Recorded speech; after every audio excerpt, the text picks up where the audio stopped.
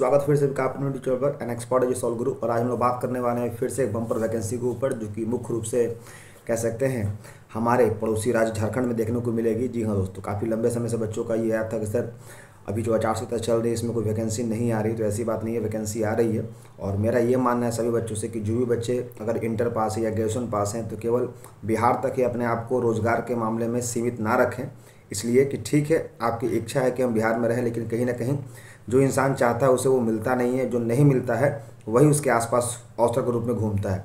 इसलिए अपना समय बर्बाद ना करते हुए आप अपने पोटेंशियल को या अपने तैयारी को एक और भी मोड़, एक और भी कह सकते हैं पहचान दे सकते हैं अन्य राज्यों के फॉर्म भर के या फिर केंद्र सरकार के किसी भी नौकरियों का फॉर्म भर के। इसलिए चूँकि सभी की जो सिलेबस होती है वो 19-20 का होता है और बाकी सारा तैयारी तो आपको यहाँ से मिलता ही है फ्री ऑफ कॉस्ट कंटेंट के रूप में। ठीक है, चलिए तो वीडियो को शुरू करने से पहले जो नए व्यूअर्स चैनल को देख रहे हैं उनको बता देना चाहते हैं कि इस चैनल पर आपको बिहार के सभी वैकेंसीज और लेकिन मुख्य रूप से बिहार विधानसभा और परिषद के साथ साथ देश की जितनी वैकेंसियाँ होती हैं उनका सबसे पहले अपडेट नोटिफिकेशन यहाँ बताया जाता है। हालांकि ये तो वैकेंसी बहुत पहले ही आ गया था, 6 तारीख को आया था, लेकिन मैंने सोचा था कि आप लोग को इसका थोड़ा डिटेल एनालिसिस मैं दूंगा जब इसका फॉर्म भरने का डेट आ जाएगा। ठीक है, तो वैसे बच्चे जो ग्रेजुएट हैं और जो बच्चे इस फॉर्म को भरना चाहते हैं उस वीडियो को शुरू से लास्ट देखिएगा। साथ ही साथ वीडियो को अपने दोस्तों को शेयर कर दीजिएगा ताकि उनको भी इसके बारे में मालूम चल जाए कि क्या इसकी फीस है, क्या इसका फॉर्म का डेट है और क्या इसका सिलेबस रहने वाला है। साथ ही साथ इसमें जो भी इसका जीएस पैटर्न होगा वो आपको कंटेंट यहाँ से फ्री ऑफ कॉस्ट दिया जाएगा। ठीक है, चलिए तो वीडियो को शुरू करते बिना उस वीडियो को लेट किए हुए। ठीक है, सबसे पहले बात करते हैं कि झारखंड का जो हाई कोर्ट है ये मुख्य रूप से 2 तरह का फॉर्म निकालता है, एक तो असिस्टेंट निकालता है और दूसरा क्लर्क निकालता है। अभी हाल ही में झारखंड ने अपने सिविल कोर्टों में वैकेंसी निकाली थी। तो ये देखिए, एडवर्टाइजमेंट नंबर सबसे बड़ी बात होती है किसी वैकेंसी में जो होती है वो एडवर्टाइजमेंट नंबर बात होती है। एडवर्टाइजमेंट नंबर है 5 और इसको एडीवीएम बोलते हैं, MIC 2024। क्या कह रहा है कि online application are invited for the eligible candidate to fill the vacancy against the direct recruitment assistant और क्लर्क। देखिए यहाँ पर 2 बातों को यहाँ पर जिक्र कर रहा है और दोनों बातों को जिक्र करना और उसको वेरीफाई करना जरूरी है। एक असिस्टेंट की बात हो रही है, दूसरा क्लर्क की बात हो रही है। तो असिस्टेंट का लेवल जो होता है वो लेवल 6 और 7 का होता है, लेकिन यहाँ पर मुझे थोड़ा सा ध्यान करके हैरानी हो रही है कि पूरे सीट की अगर मैं बात करता हूँ तो इसने डिवीज़न क्या किया है। तो जो जनरल रहने वाले हैं वो 130 रहने वाले हैं, SC 58 रहने वाले हैं, ST 143 रहने वाले हैं। सबसे ज़्यादा इसमें ST की कह सकते हैं सीटें हैं। BC 1 38, BC 2 14 और EWS 27। यानी हम और आप अगर इस फॉर्म को भरते हैं तो हम सीधे यहाँ पर 130 के कैटेगरी में आते हैं। क्यों? क्योंकि अदर स्टेट वाले हमारे यहाँ या फिर हम किसी अदर स्टेट में जनरल में काउंट होते हैं, यानी हमारे लिए 130 सीटें हैं। ठीक है, तो बिहार विधानसभा से तो बढ़िया है।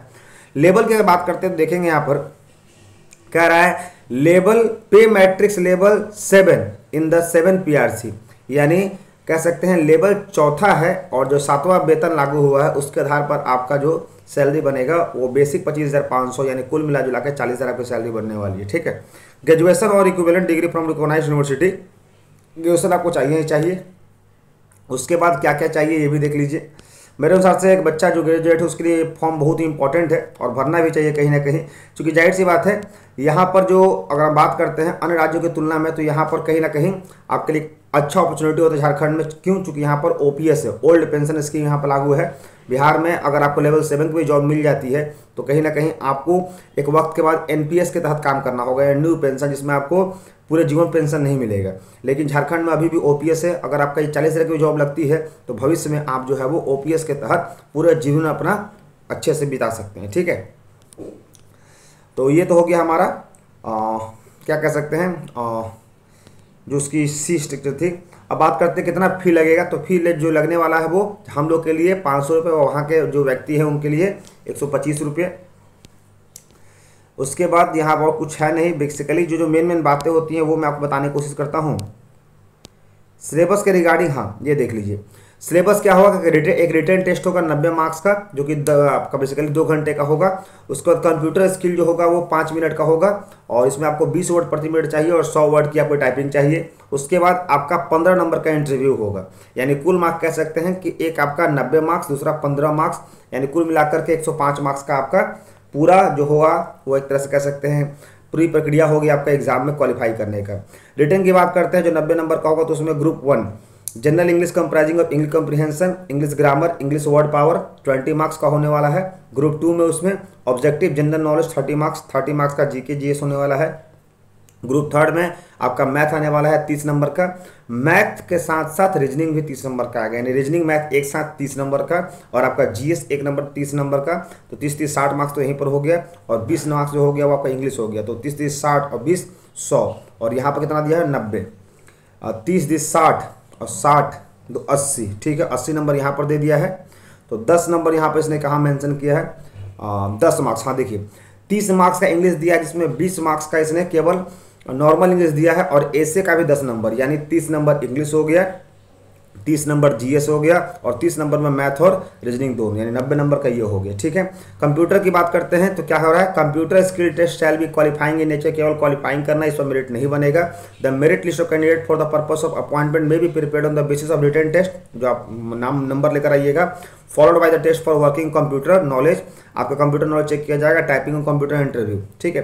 तो इंटरव्यू तो बेसिकली आपका 5 नंबर का रहने वाला है, 15 नंबर का रहने वाला है, और 5 मार्क्स उसके लिए दिए जाएंगे। यानी यहाँ पर कह रहा है क्वालिफाइंग होने के लिए आपको इंटरव्यू में 5 नंबर चाहिए, लेकिन होगा 15 नंबर। तो कुल मिलाकर के आपका जो मेरिट बनने वाला है वो 105 नंबर बनने वाला है, कि 105 में आप कितना लेकर आइएगा, ठीक है। बाकी तो यहाँ पर कुछ ऐसी और कोई प्रक्रिया है नहीं। तो कुल मिला जुलाकर अगर हम देखते हैं तो थोड़ा सा इसका एक बार शॉर्ट रिव्यू कर लेते हैं। शॉर्ट रिव्यू कर लेते हैं तो इससे ये फ़ायदा होगा, क्या फ़ायदा, कि बेसिकली अगर बात करते हैं कि अगर ये झारखंड हाई कोर्ट की अगर मैं बात करता हूँ तो ये असिस्टेंट का जो जॉब है वो काफ़ी बेहतरीन जॉब है। और सबसे बड़ी बात ये होती है कि जो एक बच्चे के लिए अवसर के रूप में हमेशा दूसरे राज्यों को भी देखना चाहिए, क्योंकि ऐसा ना कि पूरी उम्र आपकी ख़त्म हो जाए और लास्ट में फॉर्म भरने के लायक ना रहे। हमने बहुत सारे ऐसे लोगों को देखा है जो अपने जिद के कारण आज के डेट में अपने आप को बर्बाद कर चुके हैं। और कहीं ना कहीं वो व्यक्ति विशेष जो होते हैं, मैंने बहुत सारे ऐसे बच्चे अपने क्लास में भी देखे हैं कि एक समय था कि जब उनके पास बहुत सारे अवसर थे तो वो अवसर को देखे नहीं, एक सीमित अवसर के पीछे भागे, और आज वो सीमित अवसर उनके हाथ से निकल चुका है। तो अब उनके पास अवसर की ही कमी हो गई है, यानी अब उनके पास केवल एक ही अवसर है कि कोई अवसर नहीं है। इसलिए अगर मेरी बातों को मानते हैं, हालांकि मेरी बातों को आप समझते ही हैं, इसलिए सही फॉर्म को भरिए। सबसे बड़ी बात होती है कि सही फॉर्म भरने से क्या होता है कि आप अपने आप को उस मोड में रखते हैं जिस मोड में बोलते हैं कंपटीशन। लेकिन केवल आप एक फॉर्म भरिएगा तो केवल एक ही मोड में रहिएगा, और एक मोड में शायद सफलता ना भी मिले, लेकिन बहुत मोड में रहिएगा तो कहीं ना कहीं सफलता मिलने के चांसेस बनी रहती है, ठीक है दोस्तों।